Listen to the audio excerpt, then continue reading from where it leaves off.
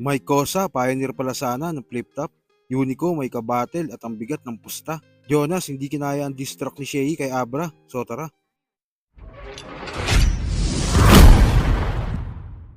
Taong 2010 nang mangyari ang unang event ng flip-top at ilan nga sa mga sumalang ng gabi na yon at tinuturing na pioneer ng liga at binansagang mga old gods ay sina Target.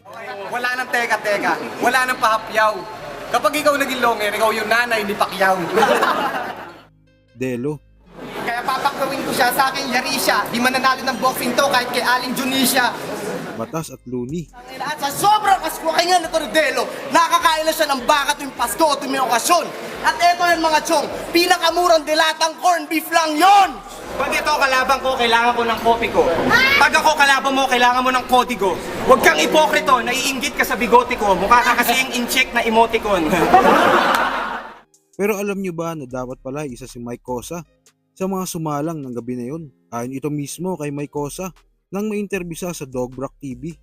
Inimbitahan daw siya ni Enigma na sumalang ng gabi na yon. Pero dahil busy, ay hindi niya tinanggap ang alok na yon ni Arik. Pero bilang bawi, inalok naman niya si Enigma na isali ang ilan sa mga 187. Ilan nga dyan ay sina Sparrow, Smaglas at J-Skills. Ayon pa sa nag-iisang Mike Cosa, minsan ay pumupunta din siya sa mga event ng flip-flop bilang suporta. Ngayon, bakit hindi ako sumali ng mga rap battle ngayon? Yes. Like Sunugan, Flip-Top, Bahay Bahay Katay. Masyado nang malayo yung tinakbo nung taon na yun. Kasi from 2001, itong mga battle na to lumabas this coming, nung ano lang, 11, 12. 11, 12, 2010. Oh. Masyado nang mahaba yung Isang dekada isang na. dekada na yung tinagal nung taon. So hindi na ako nakafocus sa battle noon. Okay. Hindi na para Music ka na talaga nun. music na talaga ako. Actually, naiyak ako kay Sir Arik noon kasi siya yung unang tumawag sa akin. Enigma, tinawagan ka? Yes. Kap, tumawag sa akin si Sir Arik. Sabi niya, ni-invite niya ako na sumali sa flip-top. Wala pa talaga, as in. Kailan to? Bago pa lang yung flip top? Oh, bago pa lang. Wala pang nailalabas na videos. Kumbaga parang Binubuo pa lang. Oh, Tinawagan kasi, ka niya, siguro okay. na nakarating sa kanya na merong freestyler dito na baka pwede natin ma-invite, ganun. So, yun, kumbaga sabi ko sa Rarik na yung mga ibang artist na lang ng 187 yung paanoin natin. Hindi kasi nung time na yun, tinatapos ko yung ano ko nun yung studies ko nun. Okay, nag-aaral ka. At the same time, yung mga music namin, naayos namin. So, sino mga pinasa? Tinuro mo? Unang-una nun, pinasa ko si Young Saint. Okay. Tapos, Puro 187 talaga. puro 187. Tapos na ano na nila, J-Skills, ay na. Sila na. Naka-penetrate na sila. Smag, pumasok na. Pumasok na daan-daan. Sila Sparrow, sila Lil Cody, nakikita ko sila na Bumabattle na. So pag may battle naman sila, pumupunta naman ako, lumalabag naman ako. Sumusuporta ako. Sa kabilang balita naman, may mangyayari sana na battle sa pagitan ni Maxi Fresco at Romano sa Sunugan. Pero dahil nga sa di inaasahang pangyayari, ay hindi na ito matutuloy. Dahil nga nagkasakit si Romano. Kaya nga ang pinalit na lang kay Romano ay si Unico. At talaga nagkakainitan na ang dalawa sa SOCMED at tila may mabigat pa silang pustahan. Ano ba to? Sabi mo kalabang ko Romano, dumating Unico. Putay na parang umorder lang ako sa Shopee tapos dumating ko, order ko Romano ba't Unico yan dumating? At antay na, expectation versus reality yan bes Putay na gumagano'n po. Si Mr. One Hit Wonder sumisiksik si rap battle. Sabi ng rap artist na walang hit song. Ay, ang galing pare. Maxi Fresco versus Unico. Sunugan. Parang natupad na yung pangarap mo, par. Pagtapos ng laban natin sa Sunugan, Unico, pwede ka na tumigil mag-rap. Pwede na yun. Big achievement mo na yan, pare. Preso. Yan. Kasi ang kulit video pa Yan, sige, sasagutin ko lang ang video mo na, yan, sige, official ko nang tinatanggap, nalabanan ka sa Sunugan, at yun, kasi total makulit ka Pero para mas maganda yung magiging laban natin, lagyan natin ng pusta.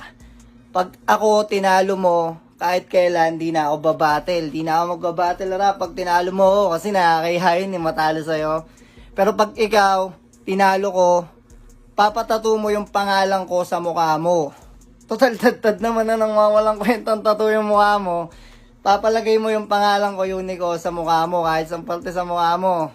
Yan, lagyan natin ng pusta ha. Papatato mo yung mukha ko, yung pangalan ko sa mukha mo pag ikaw tinalo ko. Pero pag ako tinalo mo, kahit kailan di na ako babattle.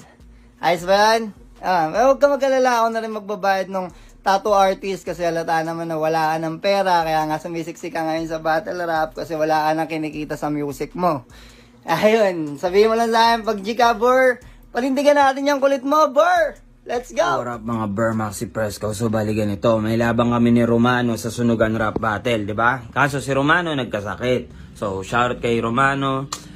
Sana gumaling ka na, Romano. So ayun nga, by the way, may pinalit na kalaban. Ang pangalan niya is Unico.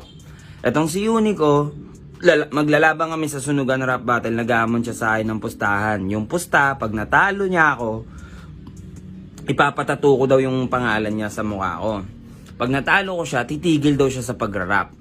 Seryoso, di ako nag-iayabang. Iniisip ko, sige, pag natalo ko si Unico, titigil siya sa pagra-rap. Una, wala namang may pake. Pag tumigil ka sa pagra-rap, Unico, yung hip-hop pa rin, malakas pa rin yung hip-hop, malakas pa rin yung rap battle, yung benepisyo. Wala naman akong benepisyo eh. Pag nawala ka sa rap battle, pag tumigil ka sa pagra-rap, sino may pake? Ngayon, pag natalo mo ko, ipapatato ko yung pangalan mo sa mukha ko, di ba? Habang buhay kong dala yung Unico sa mukha ko, di habang buhay kang legend. Hindi, iniisip ko lang yung value ko ba? Nakikita mo ba yung diferensya ng worth nun? Tangina, pag tumigil ka sa pag-rap tol, wala, hindi nagmamatter. Pag pinatato kita habang buhay kitang dala, di ba? Habang buhay kang legend. Actually, kahit manalo ka sa akin, tas patato ko yung pangalan mo sa mukha ko, tuwang-tuwa ka na nun, pwede ka pa rin tumigil sa pag-rap kasi wala namang value yun, ikaw eh. Di ba? Kumbaga, di ako nagyayabang men, kung naiintindihan mo. At sa uling balita, nilabas na nga ni Shea ang bago niyang kanta at may pamagat nga itong Aubrey na distract daw kay Abra. Siguro nakuha ni Shea ang Aubrey na title dahil sa laban ni Abra kay Saito. Sa umaga, Abra. Sa gabi, Abri. Napakinggan na nga natin ang sabing kanta na ito ni Shea at kumpirmado nga na distract ito kay Abra. Hindi eksaktong binanggit ang pangalan ni Abra, pero lahat ng nakapaloob sa distract na ito ay tugma kay Abra at talagang masakit ang distract na ito. Hindi nga ito kinaya ng ilang mga MCs dahil siguro nanay na ang topic. Miss niya yung mama niya, kaya gusto na sumunod. Miss niya na yung mama niya, kaya gusto nang sumunod. Damn.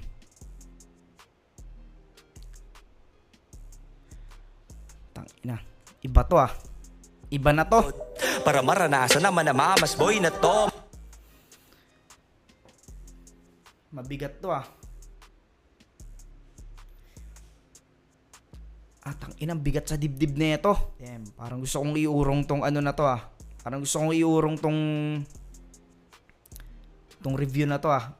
Bigat na to ah. Umiinit yung ano ko. Umiinit yung katawan ko. Alam nyo kung ano yung malala, putang ina. Airmat na yun eh. Airmat na nawala eh. Manilon sa parehong lumaban sa stage pero yung isang cancer hindi nakuha sa pera. Wow! Putang ina! Muna kaya kitain. Tang ina talaga. So kayo ba mga kuys, anong thoughts nyo sa distract na ito ni Shea kay Abra? Kung ano man sa loobin mo, comment mo lang sa baba na mapag-usapan natin yan. So yun lang, God bless.